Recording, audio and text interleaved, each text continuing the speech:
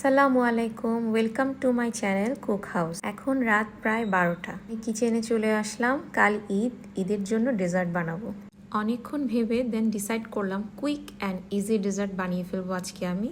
এর জন্য আমার যা যা দরকার তা আমি এখানে নিয়ে নিলাম।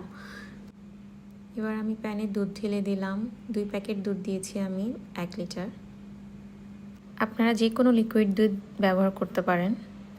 কেয়ারফুলি ঢালবেন। আমি দুধ ঢালার সময় একটু পড়ে গিয়েছিল, আমি এটা সাথে সাথেই মুছে ফেলছি। ক্লিন করে নিয়ে আমি আরও 1 প্যাকেট দুধ ছিল সেটাও ঢেলে দিব।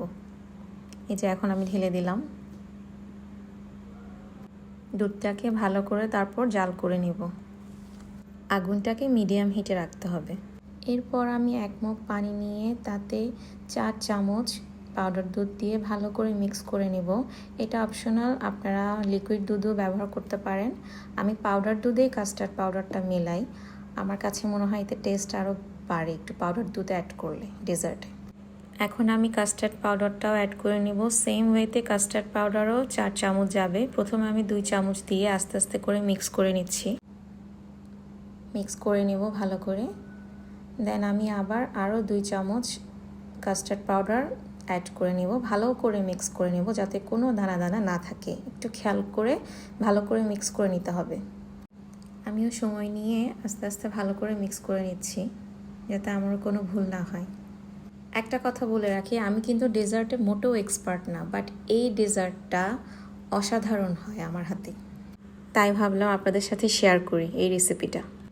মিক্স করে নেওয়ার পর আমি দুধের মধ্যে কনডেন্স মিল্ক অ্যাড করব এখন। এই যে আমি দুধের মধ্যে কনডেন্স মিল্ক, বেশ খানিকটাই কনডেন্স মিল্ক দিচ্ছি। এটা টেস্টটা বাড়ায়। যে কোনো ডেজার্টে পাউডার দুধ, কনডেন্স মিল্ক ইউজ করার চেষ্টা করবেন, মাস্ট ইউজ করবেন। এটা আপনার ডেজার্টের স্বাদ অনেকটা বাড়িয়ে দেয়।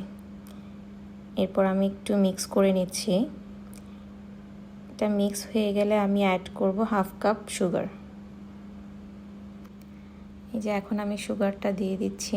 এটাও আমি ভালো করে নেড়ে চেড়ে নিব যাতে সুগারটা ভালো করে গলে যায়। এরপর আমি রেডি করে রাখা কাস্টার্ড পাউডারটা আরেকটু নেড়ে চেড়ে এখানে ঢেলে দেব। যে দিয়ে দিলাম। এরপর হালকা জালটা বাড়িয়ে দেব, নাড়তে থাকবো কন্টিনিউয়াসলি।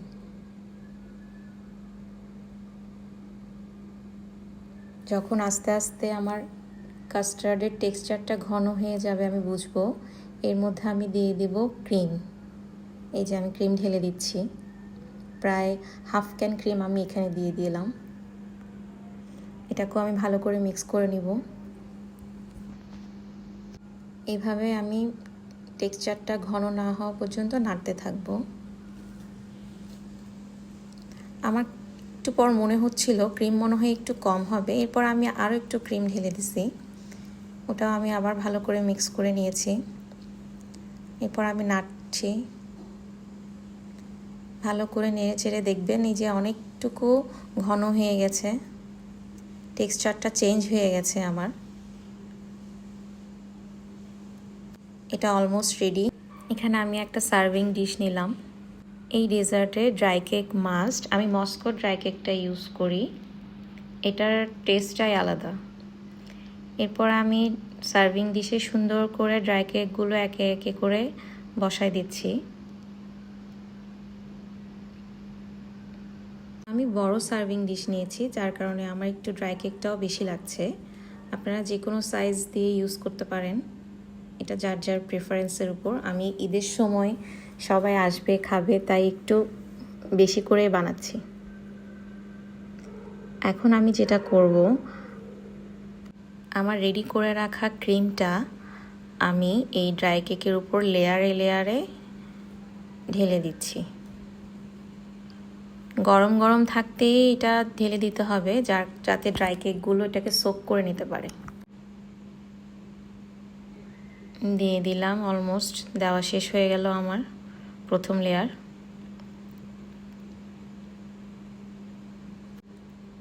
এরপর আমি যেটা করব, আমি 2 প্যাকেট ড্যান কেক এনে রেখেছিলাম। ছোট ছোট ড্যান কেক আছে, প্যাকেট পাওয়া যায় বাজারে। 1 প্যাকেট মেবি 30 টাকা করে নেয়। 30-25 সামহাও এরকম কিছু হতে পারে। এখন আমি একটা একটা করে কেক এগুলোর উপরে বসাই দিচ্ছি। কেকগুলো এভাবে এক এক করে আমি সুন্দর করে বিছিয়ে দিলাম।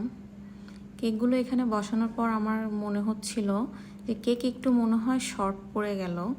পরে আমি কাপ কেক ছিল আমার কাছে, সেম ড্যান কেকের 2 পিস কাপ কেক ছিল, তার মধ্যে আমি 1 পিস নিয়ে ওটাকে একটু কেটে কেটে মাঝখানে বসাই দিলাম। আমি কিছু কেক অ্যাডজাস্ট করেও এখানে একটু দিয়ে দেওয়ার চেষ্টা করছি, টেকনিক কাজে লাগাচ্ছি।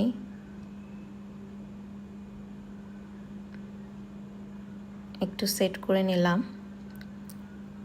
এরপর আমি আশেপাশের জিনিসগুলো একটু সরায় নিলাম, দেখতে বাজে দেখাচ্ছিল। এখন যেটা করব, বাকি ক্রিমগুলো এটার উপরে দিয়ে দিব। ভালো করে ভরাট করে দিতে হবে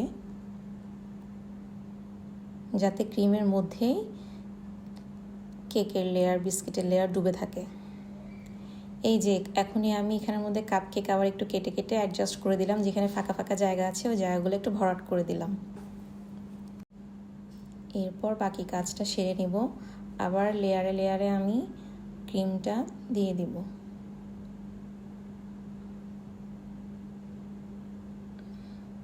এই যে ভালো করে দিয়ে দিতে হবে।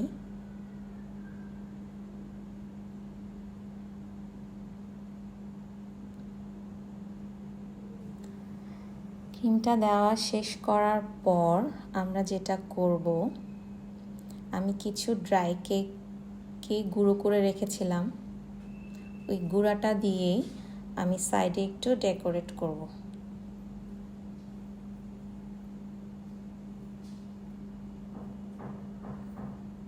ভিডিওটা বেশ বড় হয়ে যাচ্ছে, বাট এটা আমি আপনাদের বোঝার স্বার্থে একদম A to Z রেসিপি দিয়ে দিলাম। আমি এখানে একদম টানাটানি করিনি, যাতে আপনারা খুব ইজিলি এই রেসিপিটা বানাতে পারেন।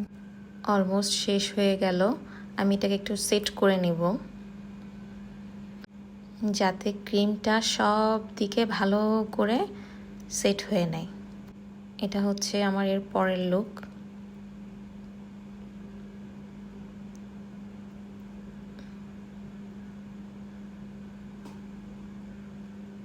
এখন আমি কিছু ড্রাই কেক গুঁড়া করে রাখছিলাম, ওই ড্রাই কেকগুলাই এখন আমি চারো সাইডে সুন্দর করে ডেকোরেট করে দেব।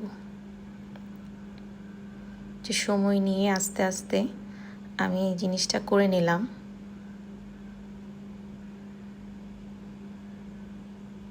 ফাইনাল লুক দেখার জন্য আপনারা ওয়েট করেন। আই হোপ ডিসঅ্যাপয়েন্ট হবেন না। এই যে ফাইনাল লুক চলে আসছে। ইট লুকস ইয়ামি অ্যান্ড এটা খেতেও অনেক ইয়ামি। আপনারা সবাই মাস্ট ট্রাই করবেন। এটা দেখতে না যতটা অসাধারণ, বাট এটা খেতে তার থেকেও বেশি অসাধারণ। এটা না খেলে কেউ বুঝবে না, অ্যান্ড খুবই ইজি, এটা যে কেউ রেডি করে ফেলতে পারে। Thank you for watching.